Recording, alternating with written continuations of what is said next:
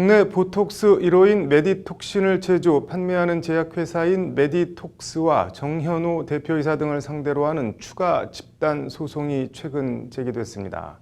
메디톡스가 무허가 원액을 사용해 메디톡신을 제조하고 관련 내용을 위조한 서류를 관계당국에 숨긴 사실이 드러나 주가가 하락했으니 손해를 배상하라는 소송인데 법률방송이 해당 소장을 단독 입수했습니다. 오늘 로투데이는 메디톡스 소송 관련한 뉴스 집중 전해드리겠습니다. 먼저 신사 기자의 보도부터 보시겠습니다. 법률방송이 단독 입수한 메디톡스를 상대로 낸 손해배상 청구 집단소송 소장입니다. 피고는 주식회사 메디톡스와 정현우 대표이사 등 4명입니다. 원고들은 메디톡스 주식을 취득했다가 전량 매도하거나 일부를 매도하고 일부를 보유하고 있는 사람들입니다.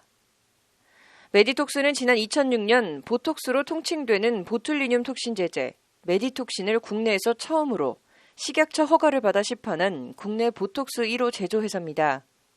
메디톡신은 근육경직 등 치료 목적으로도 쓰이지만 주로 주름 개선 등 미용 목적에 사용됩니다.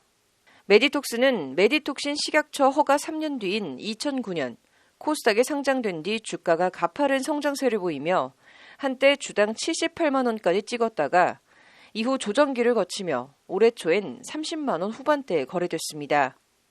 하지만 지난 4월 17일 식약처가 메디톡신 시험 성적서가 조작됐다며 해당 제품 세 품목에 대해 잠정적으로 제조, 판매, 사용을 중지하고 품목 허가 취소 등 행정처분 절차에 착수한다고 밝히면서 메디톡신 주가는 급전직하했습니다. 식약처 발표 직후 10만 1,100원까지 떨어졌던 메디톡스 주가는 일정 부분 회복되긴 했지만 어제 기준 14만 5,600원으로 장을 마감했습니다. 올해 초 39만 2,900원까지 거래됐던 점을 감안하면 거의 3분의 1 토막 수준이 난 겁니다.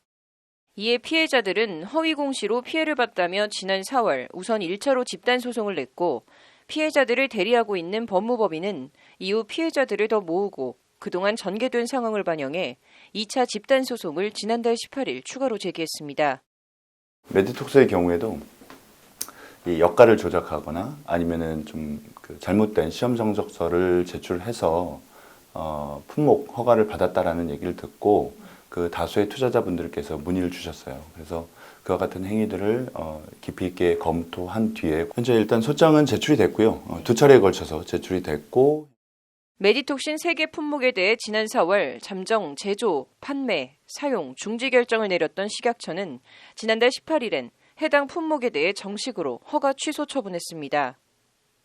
메디톡스가 허가 내용과 다른 원액을 사용했음에도 허가된 원액으로 생산한 것처럼 서류를 조작하고 원액 및 제품의 역가시험 결과가 기준을 벗어나는 경우 적합한 것으로 허위 기재하고 조작된 자료를 식약처에 제출해 승인을 받아 해당 의약품을 시중에 판매했다는 것이 식약처 발표 내용입니다. 식약처는 더불어 메디톡스의 또 다른 제품인 이노톡스도 문제가 있다고 보고 제조 업무 정지 3개월에 가름하는 과징금 1억 7,460만 원을 부과했습니다.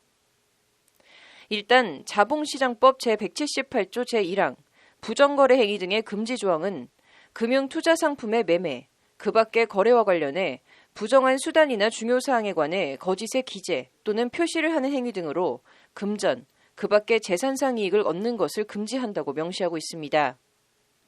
메디톡스 상대 집단소송 소장 이와 관련 메디톡스의 이와 같은 행위가 수년간 계속되었다는 것은 어느 한순간 업무상의 실수가 아니고 메디톡스와 정현우 대표이사 등 피고인들이 조직적으로 은폐하지 않았다면 불가능하다는 게 피해자 소송 대리 법무법인의 주장입니다.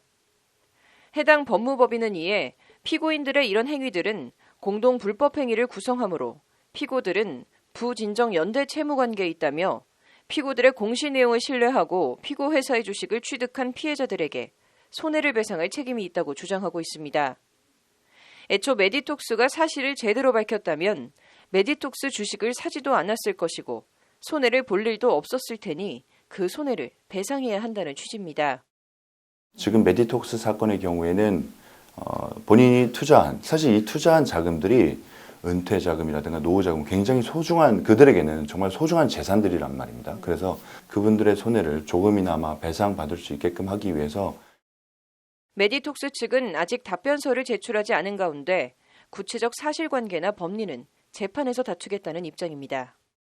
피해자들을 대리하고 있는 법무법인은 아직 구체적 소송 가액과 참여자 수는 공개할 수 없다면서도 피해자들을 추가로 모집해 3차 소송을 진행할 예정이라고 밝혔습니다.